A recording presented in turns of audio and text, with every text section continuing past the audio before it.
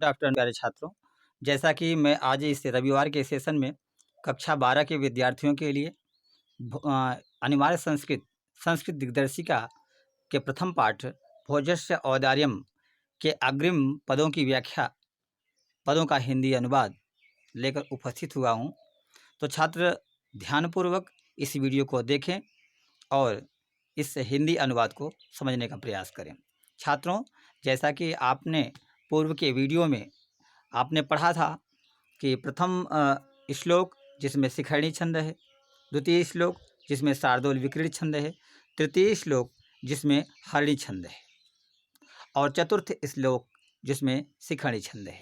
आपने पूर्व के वीडियो में शिखरणी और शार्दूल विक्रीडित दो छंद पढ़ चुके हैं और अब आपने यहाँ पर देखा था कि राजा भोज के समक्ष कवयित्री सीता उपस्थित हुई है और सीता भोज के समक्ष प्रभात काल का वर्णन कर रही है।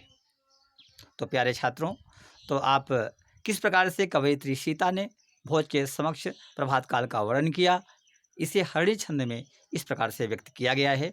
तो देखें,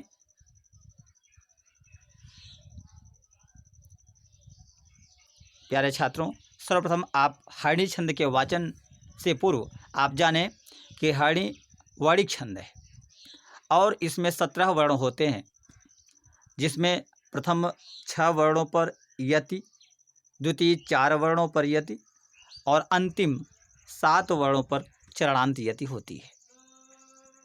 तो छात्र इसका वाचन करना सीखें।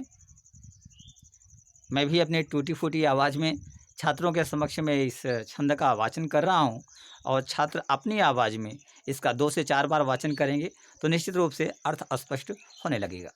तो देखिए छात्रों, विरल विरलाः स्थूलास्ताराः कलाविव सज्जनाः मन इव मुनेः सर्वत्रैव प्रसन्नमभून्नभः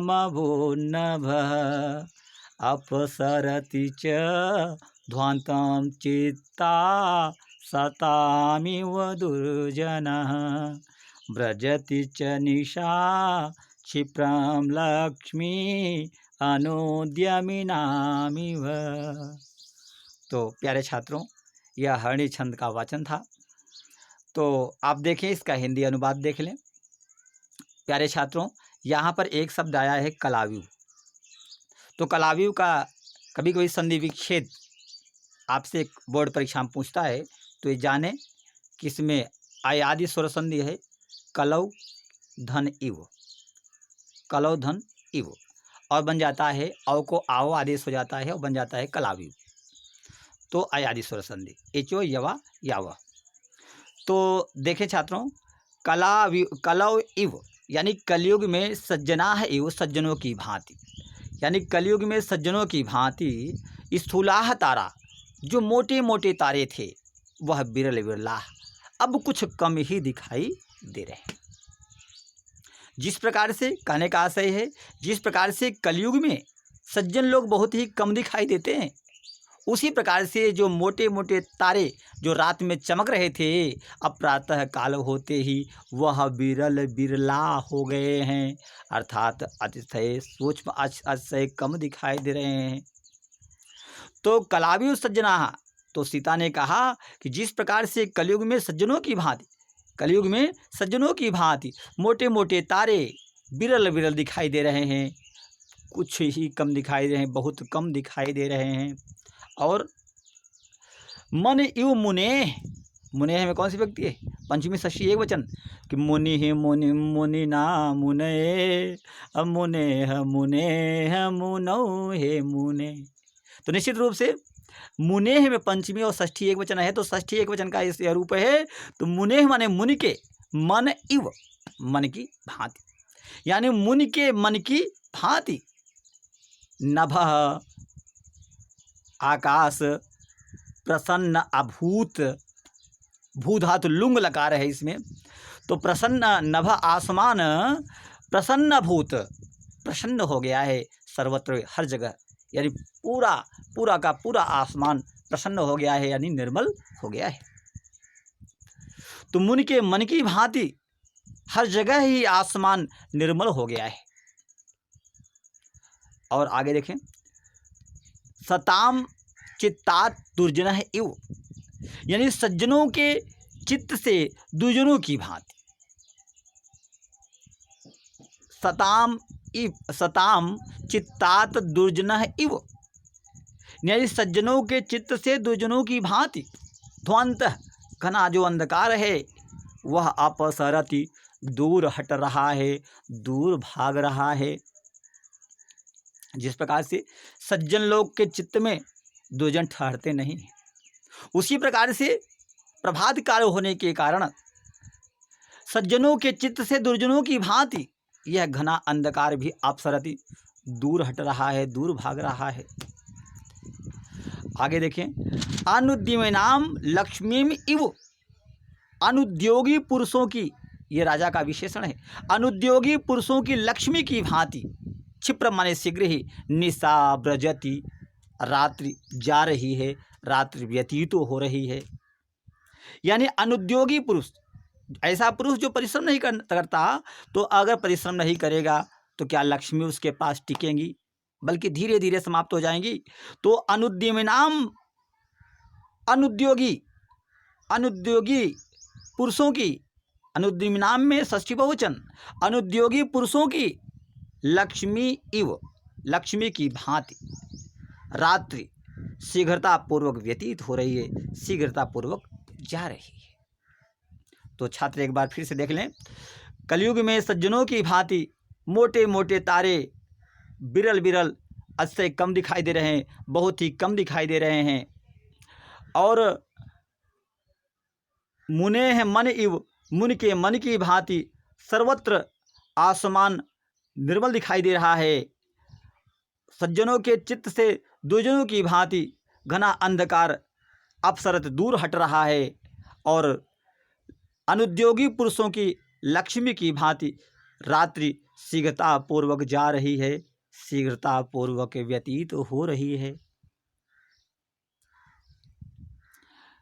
राजा तस्य लक्ष्यम दत्वा, राजा उसको लाख दे करके कायदा संप्राह, कायदा से बोला, सखे, हे सखे, हे मित्र, तुम अपि प्रभातम वर्णय, तुम भी प्रभात काल का वर्णन करो, इति ऐसा कहा।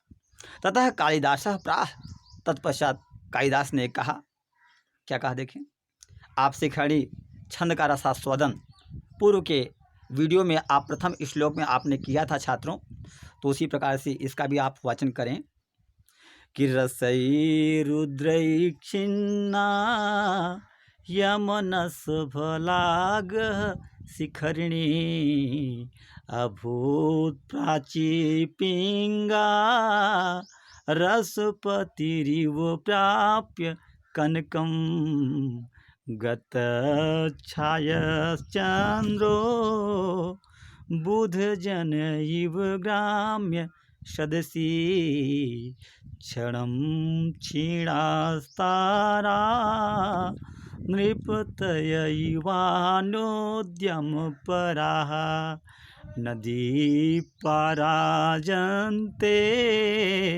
द्रविणरहितानामिव गुणा। तो देखें, प्राची, यहाँ संज्ञा पद है प्राची, यानी पूर्व दिशा। तो प्राची पूर्व दिशा,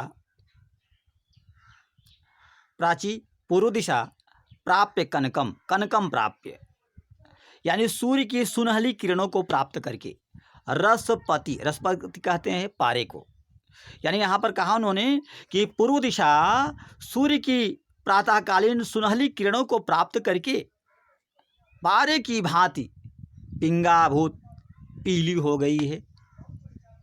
संज्ञा पद है प्राची। तो यहाँ पर उन्होंने कहा कि यह प्राची पूर्व दिशा कनकम प्राप्य, प्राप्य में भी आप जानते हैं छात्रों कि ले प्रत्यय है। तो कहा इन्होंने कि पूर्व दिशा प्रातः काल की सुनहली किरणों को प्राप्त करके पारे की भांति पीली हो गई है। और ग्राम्य सदसी, यानी गंवारों की सभा में बुध जन इव, विद्वान मनुष्य की भांति, यानी गंवारों की सभा में विद्वान मनुष्य की भांति चंद्र गत छाया, चंद्रमा शोभा विहीन हो गया है।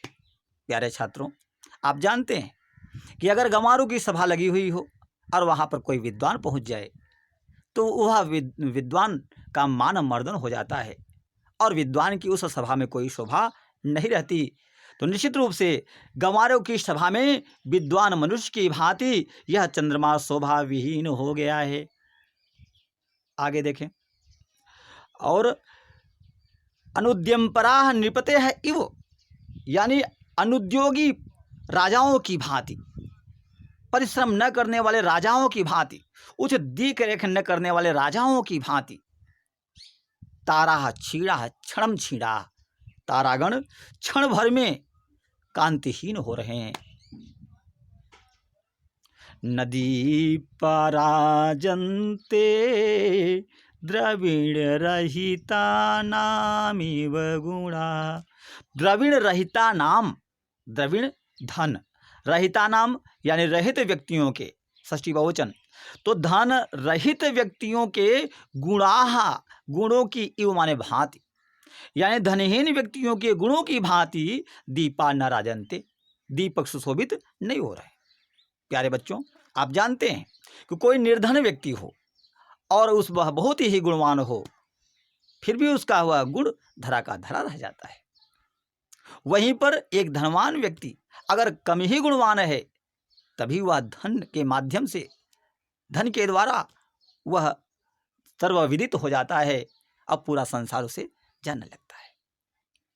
तो प्यारे छात्रों, उसी प्रकार से यहाँ पर कहा गया कि धनहीन व्यक्तियों के गुणों की भांति दीपा न राजनते, दीपक सुशोभित नहीं हो रहे हैं। तो एक बार पुनः देख लें, यहाँ पर कहा पूर्व दिशा प्रातः काल की सुनहली किरणों को प्राप्त करके पारे की भांति पीली हो गई है। गंवारों की सभा में विद्वान मनुष्य की भांति चंद्रमा शोभा विहीन हो गया है। अनुद्योगी राजाओं की भांति क्षण भर में यह तारागण कांतिहीन हो रहे हैं और धनहीन पुरुषों के, धनहीन व्यक्तियों के गुणों की भांति दीपक सुशोभित नहीं हो रहे हैं। तो इस प्रकार से कालिदास ने प्रभात काल का वर्णन किया। राजा अति तुष्टः, राजा अतिशय प्रसन्न हुआ, तस्मै उस कालिदास के लिए प्रति अक्षरम प्रति, प्रत्येक अक्षरों के बदले लक्षम ददौ, लाख प्रदान किया। तो प्यारे छात्रों, इस प्रकार से यह हिंदी अनुवाद भोज प्रबंध से हमने किया। भोजस्य औदार्यम जो भोज प्रबंध से संकलित है और आपके पाठ्य पुस्तक में दिया गया है। तो इस प्रथम पाठ का हिंदी अनुवाद आज पूर्ण हो गया। तो आप इस वीडियो को ध्यानपूर्वक 1 से 2 बार देखें, इसके हिंदी अनुवाद को समझें और कमेंट और रिप्लाई ज़रूर करें प्यारे छात्रों, क्योंकि आपके रिप्लाई से, आपके कमेंट से कहीं ना कहीं मुझे उत्साह मिलता है और आगे मैं वीडियो बनाऊं, सुधार कर सकूं, तो इसके लिए मुझे बहुत ही उत्साह प्राप्त होता है प्यारे बच्चों। इसलिए आप रिप्लाई ज़रूर करें, कमेंट करें कि गुरुजी कैसा है कैसा नहीं है, ताकि मैं अगले दिन आपके लिए कोई और भी वीडियो तैयार कर सकूं। तब तक के लिए धन्यवाद।